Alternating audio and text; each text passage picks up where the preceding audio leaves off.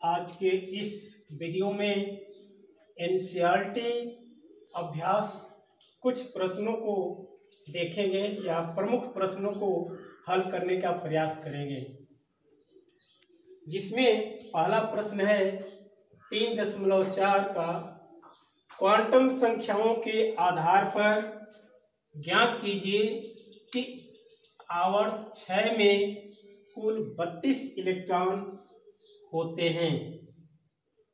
ध्यान दीजिए, आवर्त 6 यानी प्रत्येक आवर्त कोष को दर्शाता है, यानी मुख्य क्वांटम संख्या को दर्शाता है। तो आवर्त 6 का अर्थ है n बराबर 6, यानी मुख्य क्वांटम संख्या n बराबर 6। यदि n बराबर 6 है तो इसमें जो उपकोष होंगे, उपकोष 6 n बराबर 6 में जो उपकोष होंगे 6s, 6p, 6d और 6f। परंतु अफबाउ नियम के अनुसार जो आवर्त 6 में जो उपकोष भरते हैं वे 6s, 4f, 5d और 6p इन्हीं उपकोषों में इलेक्ट्रॉन भरते हैं आवर्त 6 के अंतर्गत।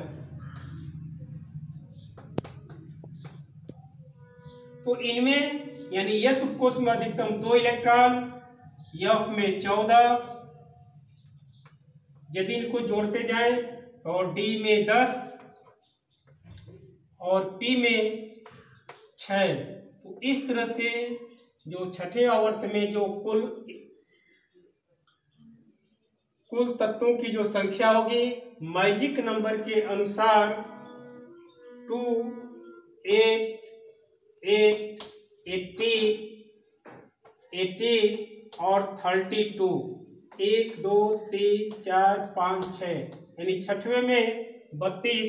ये जोड़िए 14, 2, 16, 16, 10, 26, 32। इस तरह से आवर्त 6 में कुल 32 तत्व होते हैं। इस तरह से हम इसे हल करेंगे। फिर इसके बाद अगला प्रश्न देखते हैं। अभ्यास प्रश्न है 3.8 एक वर्ग के तत्वों के भौतिक और रासायनिक गुण समान क्यों होते हैं। यहाँ पर हम तत्वों को मेंडलीव के अनुसार और आधुनिक रूप में 2 रूपों में यानी ऊर्ध्वाधर और क्षैतिज रूप में वर्गीकृत करते हैं या सजाया गया है। और किसी समूह के सभी तत्वों के गुण समान होते हैं, क्योंकि एक समूह की विशेषता है कि किसी एक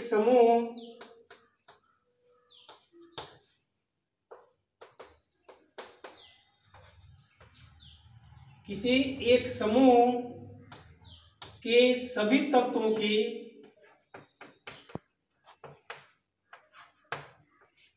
इलेक्ट्रॉनिक विन्यास या बाहरी इलेक्ट्रॉनिक विन्यास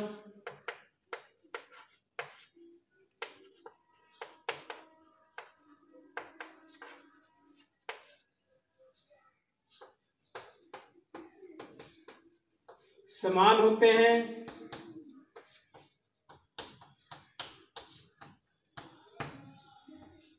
तथा इनके जो रासायनिक गुण हैं वे बाहरी कोश के इलेक्ट्रॉनों पर निर्भर करते हैं।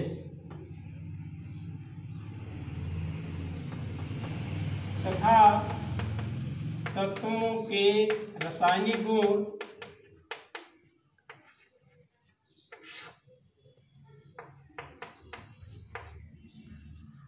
बाहरी कोश के इलेक्ट्रॉन संख्या पर आधारित होते हैं।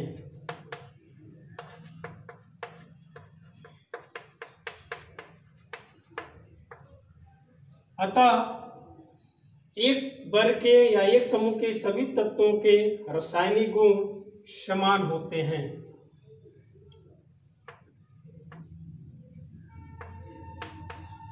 अतः एक वर्ग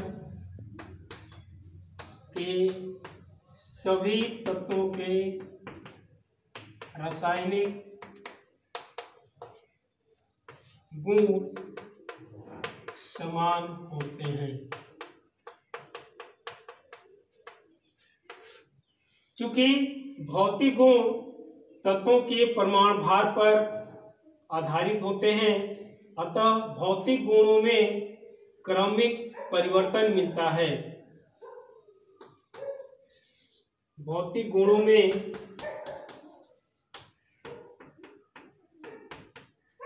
क्रमिक परमाणु भार के क्रम में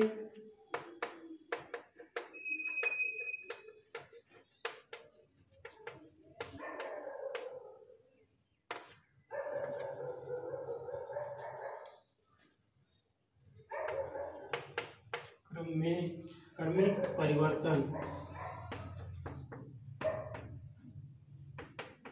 मिलता है। इसके बाद हम अगला प्रश्न देखते हैं। प्रश्न संख्या 3.13 के अनुसार किसी धनायन की त्रिज्या जनक परमाणु से छोटी तथा ऋणायन की त्रिज्या जनक परमाणु से बड़ी होती है, क्यों? समझाइए। आप जानते हैं कि किसी भी धनायन यानी सोडियम यदि प्लस है तो इसकी त्रिज्या छोटी होती है सोडियम परमाणु से, और उसी भांति किसी ऋणायन की त्रिज्या यानी Cl- की त्रिज्या बड़ी होती है इसके जनक परमाणु यानी Cl से। ऐसा क्यों होता है, इसे समझने के लिए हम प्रभावी नाभिकीय आवेश का संदर्भ लेकर देख सकते हैं। तो किसी परमाणु के बाहरी कोश से एक इलेक्ट्रॉन जब पृथक होते हैं तो धनायन बनते हैं, और इस क्रिया में ऐसा होता है कि बाहरी कोश से इलेक्ट्रॉन निकल जाने से एक कोश की कमी भी हो जाती है। जैसे सोडियम का यदि हम देखें तो 1s2 2s2 2p6 और 3s1, यदि यहाँ से एक इलेक्ट्रॉन बाहर हो जाएगा तो ये दूसरे कोश तक ही यह सीमित हो जाएगी त्रिज्या, और इस तरह से सोडियम परमाणु की जो त्रिज्या है उसके धनायन से बड़ी होगी। और ऐसे भी समझ सकते हैं कि इलेक्ट्रॉन के बाहर हो जाने से जो अंदर के इलेक्ट्रॉन है नाभिकीय आवेश के साथ अधिक आकर्षण बल का अनुभव करेंगे, और जिससे इनकी त्रिज्या छोटी हो जाती है। तो धनायन की त्रिज्या परमाणु से या उदासीन परमाणु से कम होती है, क्यों? क्योंकि बाहरी कोश से इलेक्ट्रॉन के पृथक हो जाने पर धनायन बनने पर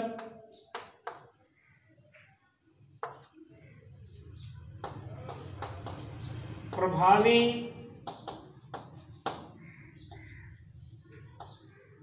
आकर्षण बल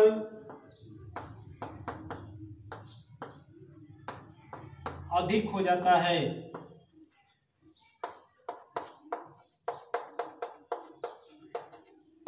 साथ ही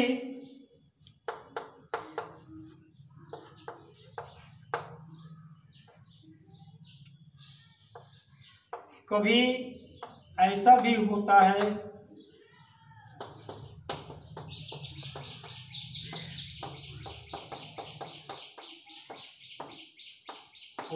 कि बाहरी कोश से इलेक्ट्रॉन निकल जाने पर कोश की संख्या कम हो जाती है।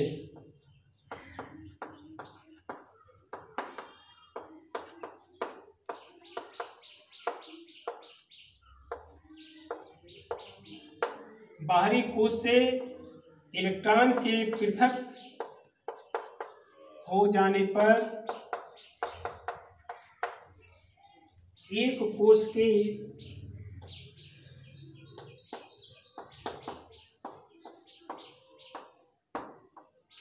धनायन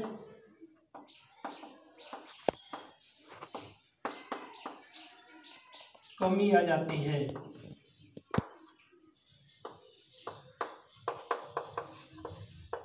जिससे धनायन की त्रिज्या कम हो जाती है।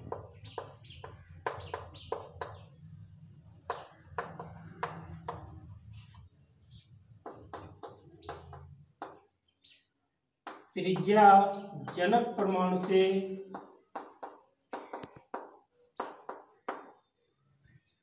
कम हो जाती है।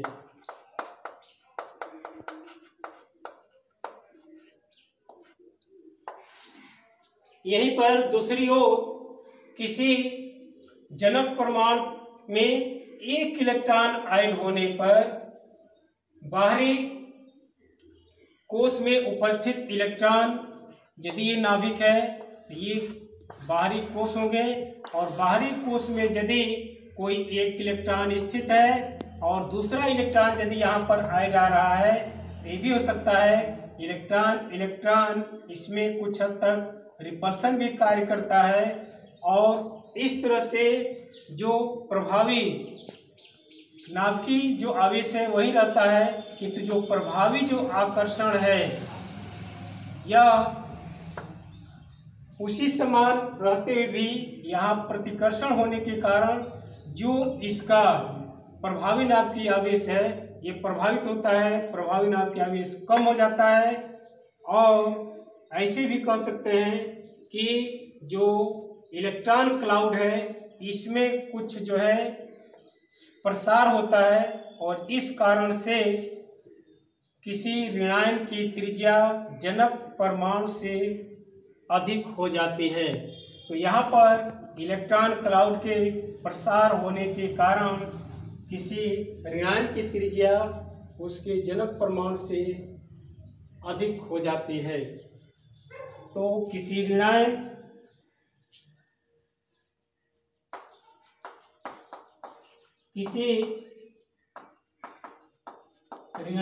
की त्रिज्या जनक परमाणु से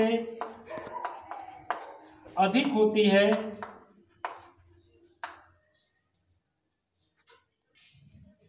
ऋणायन की त्रिज्या जनक परमाणु से अधिक होती है क्योंकि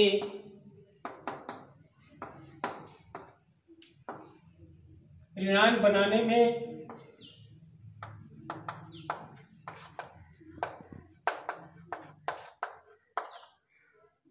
इलेक्ट्रॉन बाहरी कोश में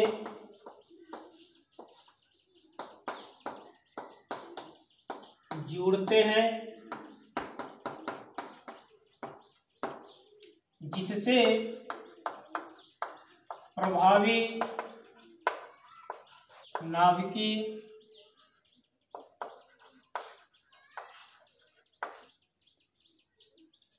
आवेश घटता है, कम हो जाता है, तथा बाहरी कोश में उपस्थित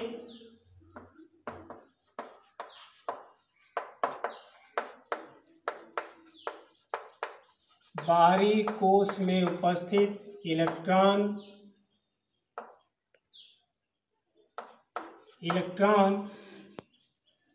प्रतिकर्षण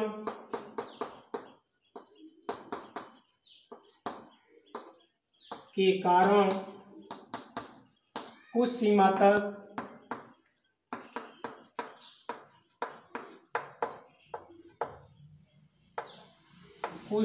तक इलेक्ट्रॉन क्लाउड का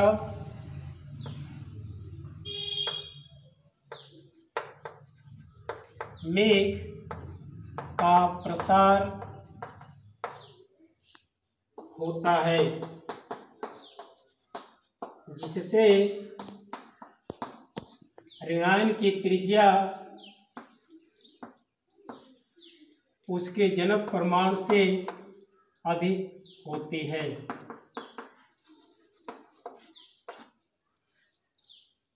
प्रश्न है, आयनन विभव और इलेक्ट्रॉन लब्धि एंथैल्पी, इलेक्ट्रॉन एफिनिटी को परिभाषित करने में विलगित गैसियस परमाणु और आद्य अवस्था की क्या सार्थकता है। आप जानते हैं कि जब भी हम इलेक्ट्रॉन लब्धि एंथैल्पी या आयनन विभव को परिभाषित करते हैं तो वहाँ पर हम यह इस रूप में परिभाषित करते हैं कि किसी उदासीन गैसियस विलगित परमाणु के बाहरी कोश से एक इलेक्ट्रॉन निकालने में आयनन विभव के लिए अथवा एक इलेक्ट्रॉन जुड़ने में इलेक्ट्रॉन लब्धि के लिए हम शब्द का प्रयोग करते हैं।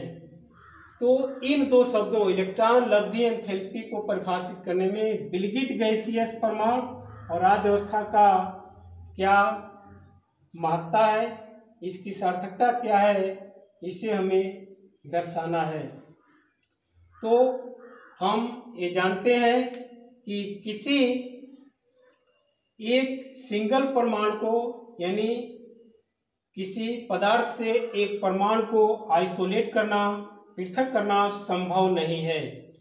अतः हम उस पदार्थ को गैसियस अवस्था में, और गैसियस अवस्था में हम जानते हैं कि किसी गैस का यदि दाब कम करते हैं तो उसके दाब कम करने पर उसके परमाणुओं के बीच आकर्षण बल को कम किया जा सकता है। तो इसका उत्तर हम ऐसे लिख सकते हैं, किसी निकाय से अर्थ है पदार्थ से सिंगल या एक परमाणु को पृथक नहीं किया जा सकता।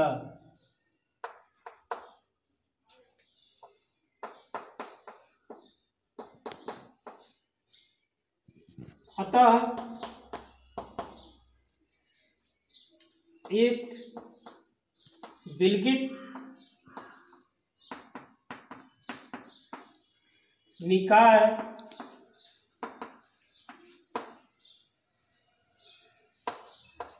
जो गैसियस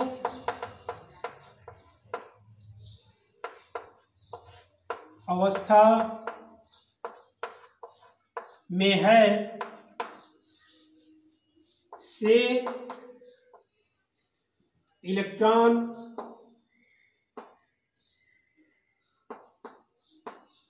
पृथक करने या इलेक्ट्रॉन जोड़ने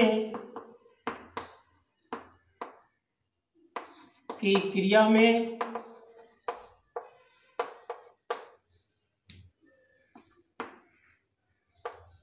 गैसियस परमाणुओं के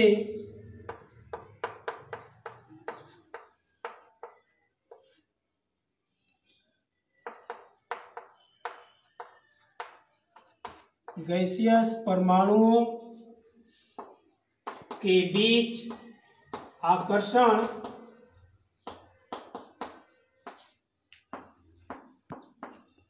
बल को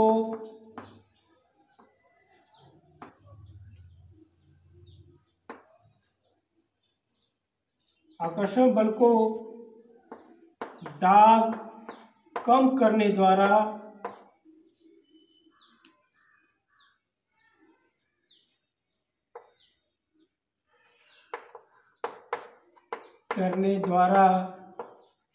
किया जा सकता है।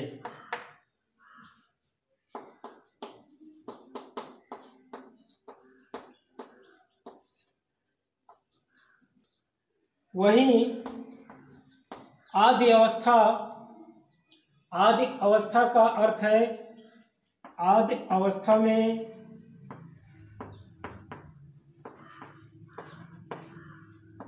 अवस्था में परमाणु न्यूनतम ऊर्जा स्तर में होता है।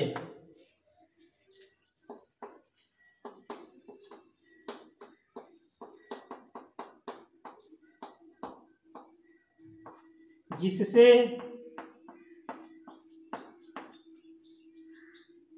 इलेक्ट्रॉन का पृथक होकर धनायन बनाने अथवा इलेक्ट्रॉन जुड़कर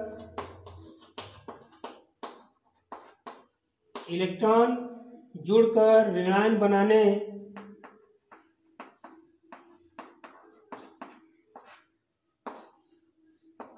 इलेक्ट्रॉन लब्धि एंथैल्पी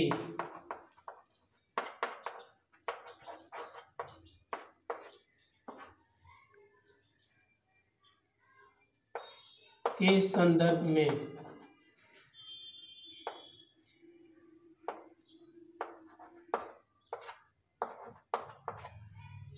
ऋणायन बनाने में प्रयुक्त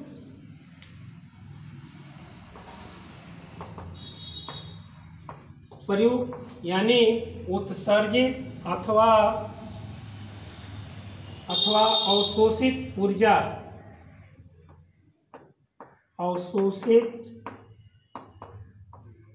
अथवा उत्सर्जित ऊर्जा का मान ज्ञात करने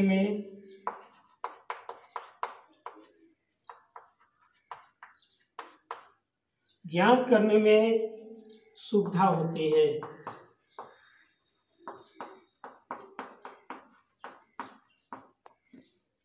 कारण से आयनन विभव और इलेक्ट्रॉन लब्धि एंथैल्पी ज्ञात करने में किसी भी निकाय का विलगित गैसियस अवस्था में और वहीं परमाणु का आदि अवस्था में होना आवश्यक होता है।